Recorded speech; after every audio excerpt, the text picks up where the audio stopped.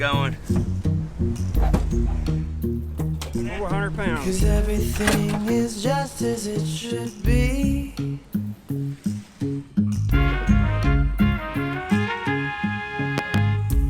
This is Jerry. Hello. Carolyn. Hello. Did I? Everything is just as it should be. Allergies to cats. I mean, that's just made up. They just don't want to be around. What? What? Are you using the phone booth? I'm in it. The phone booth. You know, it was originally invented for people on the outside because the people on the inside would have to yell into it like this because the speakers on the phone weren't very good. I can't believe that you even know what it is. I'm just in here to get some privacy. Look, this is an iPhone 7 Plus. Ooh, it's a nice one. So you're not even using the pay telephone in the telephone booth. I'm not even using a camera to record this whole half-hour special. I'm just using my phone right there. Yeah. You know, you can use your phone to tell stories. Just one phone, different angles, from like here, not here, that's unflattering. Look, I just want to talk on mine right now. Do you see how natural you just said that? You're not intimidated by like a big TV production or anything. It's just me and my phone and you, our day-long relationship. It's a perfect recipe for storytelling. This is all great. Thanks.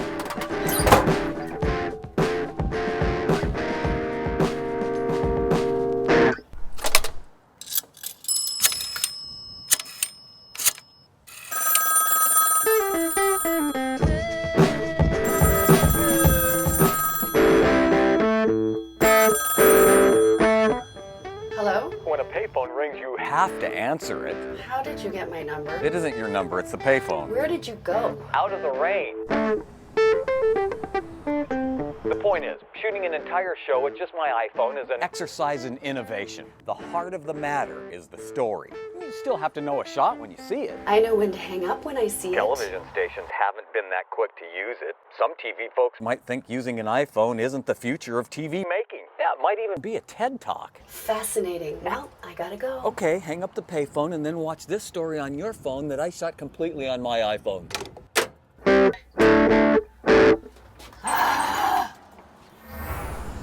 When Car City has only one car on the lot, you know it's a small town. He's just like a kid. You never know what he's going to do. He'll come through this door. But not everything in Quinlan, Texas is little. I know it sounds crazy moving all this stuff, but I have no choice. In the Bridges home, RC! Sharon and RC move the furniture constantly just to accommodate their What we teenager. have to do to let Wild Thing in.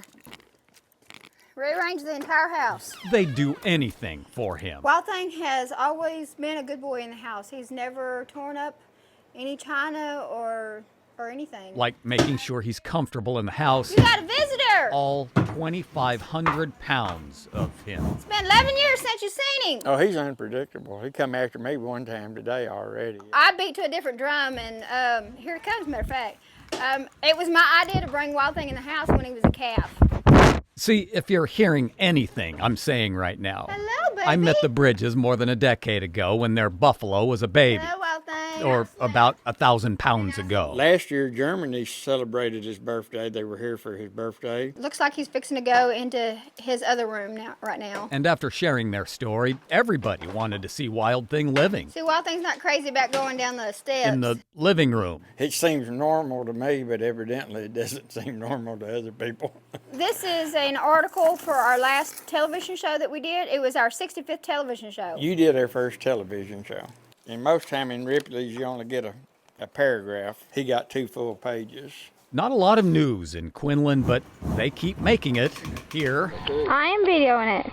If there was any doubt that the buffalo is family, look at their home movies through the years. Hi there, baby. Mama loves you. Oh, Trying to get RC's attention. Oh, now he's gonna rub his. Oh, watch out! Okay. Oh, he wants to dance. I got one for you now. And acting as best man in Sharon and RC's vow renewal. Oh, Oh, that's so pretty. So after you get comfortable with a buffalo roaming in a I'd have home, loved to have had a picture of that one. it's easy to see this isn't about a 2,500-pound house pet scratching the hardwoods. Hello? It's a love story. Oh, yeah, I love him. We're best friends. It's respect, both ways. Really? You gonna lick my purse? It's that simple. Mama should have moved it, huh? And when you realize that, the unbelievable suddenly becomes easy to understand. Oh, he's still a baby to me, but he's really big now.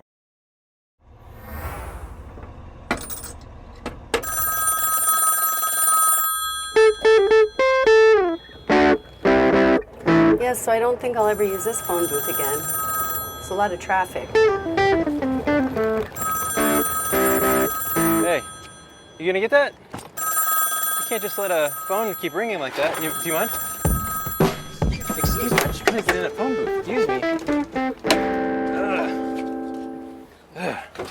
Talk to me. Who's this? Yeah, this is National Edward R. Murrow Award winner for video excellence, Andy Wallace. Who's this? Mike Castellucci. I phone it in. I shoot everything entirely. Yeah. Those stories with the iPhones. Great, yeah.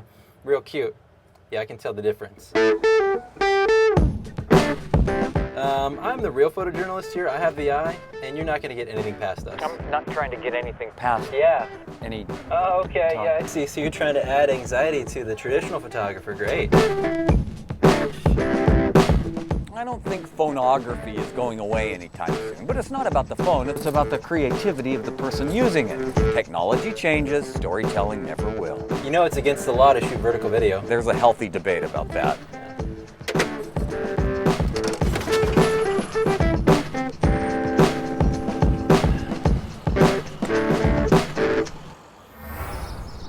Around the time folks start heading to work in downtown Gainesville, Texas, It's 79 and cloudy. and the lampposts start clicking off with the sunrise, Dee Blanton's light pops on. Can't beat them, gotta have them in the morning. The Eagles, hometown radio, KGAF 829. Because in 1 minute, Your number 2 pencils and Big Chief tablets out because Swap It To Me is next. around the time Ott's Furniture Store downtown gets its morning delivery, the air will be filled with Swap It To Me. It's Swap It To Me time. Swap it to me, swap it to me, swap it to me time. Swap it to me, KGAF. Good morning, you're on Swap It To Me. Hey, Dee. Let's do it. Okay, I have an old, little, small, like dorm-size refrigerator, and I mean it's old, but it works. It's old, little, and small. Anybody who grew up in a small town with one radio station might remember a program like Swap It To Me, Hey, I'm looking for someone who might have some pickling cucumbers. where people would call up to buy, swap, sell, and give away. Give away. Maybe you're having a garage sale. There's no yearning for a show like that to come back here. Buenos dias. Hey, Margaret, what's up? It's never left. When we push the button to put a phone call on the air, you never know who it's going to be. Oh, I just thought I'd call and let you know that we still got some fresh eggs. As silly and even sometimes corny as it may be, it is the most listened to thing that we have on the radio station. Shops around town, stores around town, they have us playing. Yeah, the station plays all the time. In Ott's Furniture, Let's go back to your phone calls. Swap It To Me is like Good morning. sitting on your favorite couch. Good morning, Dee Blanton. It's Goose, ladies and gentlemen. How are you? Steve Eberhardt remembers Swap It To Me when he was in high school. I sold my cow and my bull. He worked here part-time. Good. Now, They can't start their day without it. he owns the station. I'll call again and let them know when it gets close to time. All right, sounds good. There aren't many radio programs where the caller competes for airtime with his own chickens. But maybe that's the perfect way to sell a dozen eggs. I was right here in front of these chickens. If you're wondering, who are these callers? He's got fresh eggs for sale. You can probably hear why in the background. That's because I'm out here doing it. 5 miles away up a dirt road, Paul Smith and Swap It To Me have been together for 40 years. I just enjoy it. I appreciate your program so much. You bet. So much. It's a big part of why I want to come to work every day. We're quite fortunate to have our KGF radio station here. Swap It To Me is more than radio. It's the spaghetti supper in the church gymnasium. I'm doing good. You? It's the get-to-know-you dance in the all-purpose room. Have a great day. Maybe. It's a sense of community the way it used to We be. are out of time for Swap It To Me today. Alive and well today in Gainesville, Texas.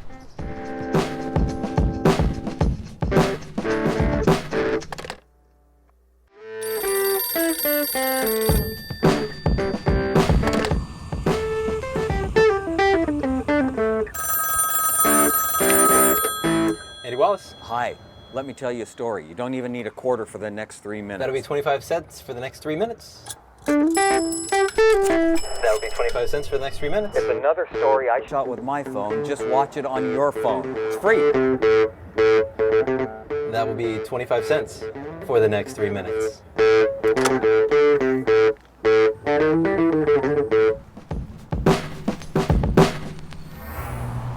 In Palestine, Texas, there was a time when weeds were more likely to grow around gas pumps than around the railroad tracks. Lots of these cars, not many of these.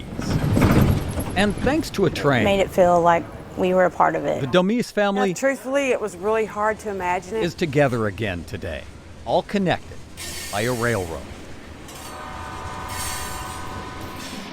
Oh, it was a big surprise. Denise Daniels Truly a miracle. and her sister Deborah Wright It put our and Denise's daughter mark on Amber this legacy. made the 2-hour trip from Dallas this morning, but it's been a 2-year round trip. And within 3 months, he was gone.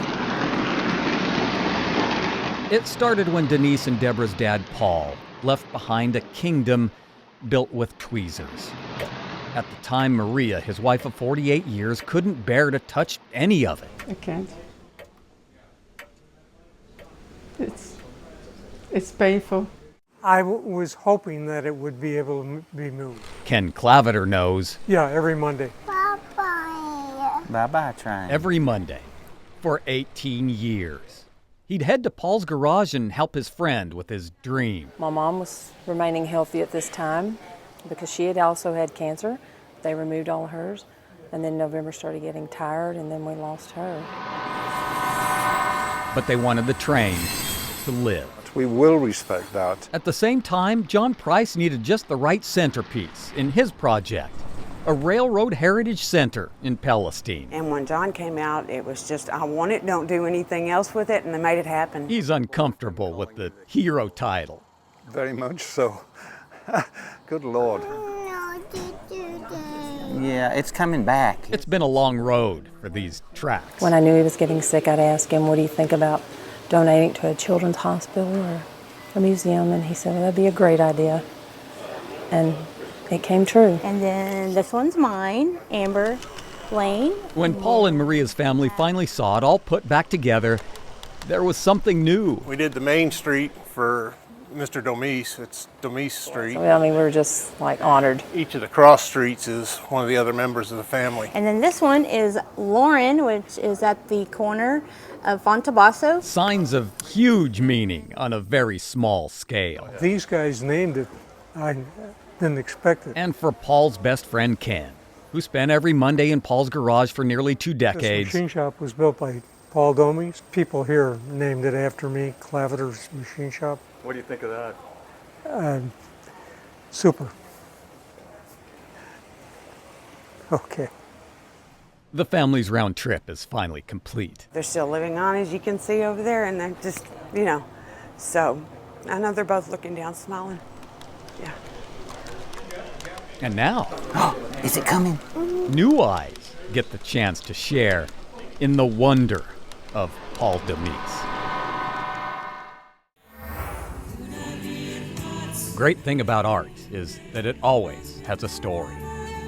This is Courtney's art over here, and this is my favorite one. This is a great story. It's called I'm Sorry, Mother Earth. It's why Randy Jacobs opened Frisco Fine Art, a block away from the old Frisco Water Tower. Well, every one of his paintings tell a story. Look at art. We do. Right here. Sometimes you might picture the artist's hand painting it. This is a portrait of his child. It might be nearly impossible to imagine this artist's life. About an hour south of Frisco in Mansfield, I'm in my own world. that artist is finishing another painting. I am painting Elroy Spence, one of the best boxers in our time right now. Things are going pretty well for Courtney Peace. There's plenty of paint. He runs a successful trucking company, which gives him more time for his real passion. And as an artist, there's no rules to what I'm doing, so. But watch him work and you'll notice something's missing. Yeah. Paintbrushes. Yes. They're everywhere. There's paint all over the house. Under his feet, He uses a few to mix paint with the other end. This the hand I use, my man. They're everywhere, except in his hands and on the canvas. Because every side is going to be real decorative with the art, with the paint. He learned to paint like this in prison. The only brush they had was for the watercolor. He was 18. It was a little flimsy, little cheap brush. 12 years in prison on a charge of aggravated robbery, and he feels blessed. It taught me some valuable lessons. So, and I'm also blessed. I mean, I'm an overcomer. So from that situation, 12 years, I taught myself a lot. I educated myself a lot. His paintings have been handmade ever since. Typical day. These days, he can't even finish them before he sells them. I think good karma, man. I really do. I think it's good karma. And more work. The gallery keeps asking for more. Never in a million years did I think that I would be in an art gallery. And that's why the trip to Frisco Fine Art today. Most of us use brushes. With the love of his life. Well, I use Brandy as a model for this one. I wanted him to pursue that because he is very good. He's very talented. So we kind of just put that into the universe, and then here it is. The paint on the canvas, very good. The paint on the hardwoods back at home, not so much. I fuss about it, but we get it cleaned up. Look at art, and you might get a glimpse into the artist's soul. He's a work of art. In this case, it saved his. I am very proud.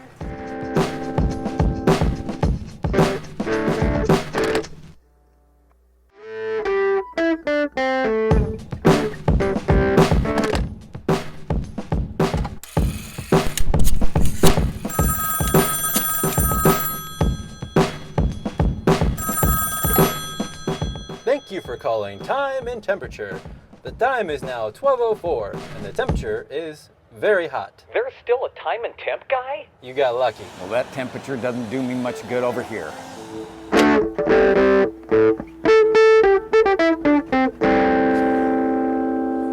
I don't think the heavy stuff's coming for quite a while. Oh, it's gonna get hot. It ain't hot yet. It's a hot morning. It ain't hot yet, my friend. Inside a sheet metal warehouse in Corsicana, Texas. Thank you, my darling. Don Capehart's wife, Rita, brings the water. And looking over all of it, Don laughs at his latest investment. You know, I was telling you the other day about getting those 3 pay phones over there. I took my key up here and opened them. I got $78 worth of money out of them. Have you ever had a passion become your calling? That's more than I gave for the phones. You've saved one of this. You don't need to save 3. Let somebody else do it or just save the one. You've saved something of it. Don spent his working life as a Western Electric installation manager. This is part of Manhattan. A time when phones had cords that always tangled. He's even saved an example of that. Well, when the breakup of AT&T and Western Electric happened, I asked where my history was, and nobody could tell me. So I decided to build it myself. I retired in '89 and started building it myself. So here it is. So here it is. Decades of history he felt disappeared overnight. Switchboards. They'd send us over here. Wires and phone books. Well, here are your phone books from Manhattan, LaGuardia, and I went out there and was talking to one of the contractors that was renovating the building. Told him I would like to have one of those, and he said, there it sits. And so I picked it up and called it off. He keeps hunting. I will always be hunting it. And saving. An ache inside so strong that he can't stop. Found these in Abilene, Texas. Even when he knows he has to sell it all. Well, I'm 77 years old. My size and my age, a lot of us have diabetes and not getting any better. Just knowing it has a home, that it's safe. I need to preserve it. That would ease the anguish. I needed to go somewhere. He needs that peace. Rather than be broke up or junked. So I need to find a home for it. This is a man who single-handedly has been trying to save the history of a phone company long gone. My wife beats me over the head. Drives me crazy. I've still got to save it. He has a bad back. Because if I don't, it'll go to a trash pile. if nobody saved this gadget Well, if you spend a whole bunch of time on the telephone that hooked onto the phone receiver, you would need a who would? shoulder rest Forget the telephone. so you could talk on the telephone a long time Talk to Don and rest your phone on your shoulder. in person for a while. Look past the wires and the dials and the whole warehouse and talk to him. Bye. You'll understand the love and the agony that comes with all of this. And I wish I could find someone who would buy the whole thing and relieve me of the anguish of trying to get rid of it. He just needs someone to answer his call. Rain, rain, rain, it's coming down, but it don't bother me. By the way, So you're gonna be able to edit out all this rain? 'Cause everything is just as it should be. 450-pound vintage phone booths from the 1960s with rotary dial payphones inside Oh yeah, where you did this? just don't show up on a downtown street corner. Rain, rain, rain. It's raining, it's not raining. Down and make the grass grow green. I love it in here. Why would I come out now? Everything is just as it should be. I've lost 10 pounds. It's like a sauna in here. You probably know where this one came from. Don Capehart. He's one of those people who will do anything for you. If it all goes to pieces. We got the idea of placing a phone booth in downtown Dallas next to the Dallas Farmers Market and asked Don if we could use one of his. He asked one question. Come back together again. What time do we want him there? He loaded it up in Corsicana with his son Sean, dropped it off, and then picked it up. Think we could have done this on a day when it wasn't raining? No. All in pouring rain and no idea what I was up to.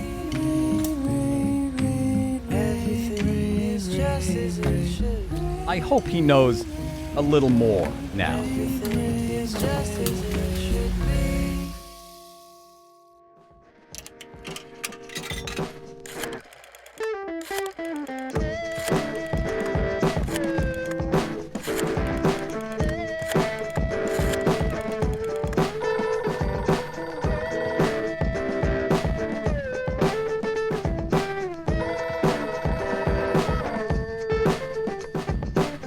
Sorry, the number you have reached is not in service. Please check the number or try your call again.